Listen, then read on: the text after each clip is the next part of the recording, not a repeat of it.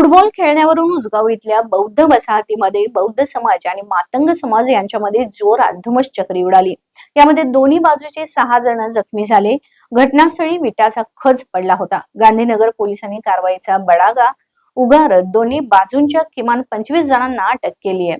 करवीर तालुक्यातील उसगाव इथं बुधवारी रात्री 10 ते 11च्या दरम्यान आंबेडकर चौकामध्ये संस्कार जिदेश बिरांजे आणि ओंकार रामचंद्र लोखंडे हे फुटबॉल खेळत होते। यावेळी श्रेयश विनोद कांबळे यानं तुम्ही इथं खेळू नका असं म्हणत 10 ते 12 जणांना घेऊन त्यांना शिवीगाळ करून मारहाण केली। यावेळी दोन्ही बाजूचे लोक एकत्र आल्यानं मोठ्या प्रमाणात दगडफेक झाली असं विशाल कृष्णा चौगले यानं दिलेल्या फिर्यादीत म्हटलं आहे। श्रेयश विनोद कांबळे यांनी दिलेल्या फिर्यादीमध्ये करण श्रीकांत चौगले यांच्यासह 13 जणांनी तू माझ्याकडे परवा का बघत होतास या कारणावरून मारहाण करून दगडफेक केल्याची फिर्याद दिली आहे। दोन्ही बाजूंनी प्रचंड दगडफेक झाल्यानं यामध्ये दोन्ही बाजूंचे विशाल कृष्णा चौगले, संस्कार जिदेश बिरांजे, वैशाली कृष्णा चौगले, श्रेयश विनोद कांबळे, सुबोध भोसले आणि प्रणव चौगले हे 6 लोक जखमी झाले। दोन्ही बाजूंनी सर्रास दगड, विटा, पाईप यांचा वापर करण्यात आला। या घटनेची माहिती मिळताच गांधीनगर पोलीस घटनास्थळी दाखल झाले।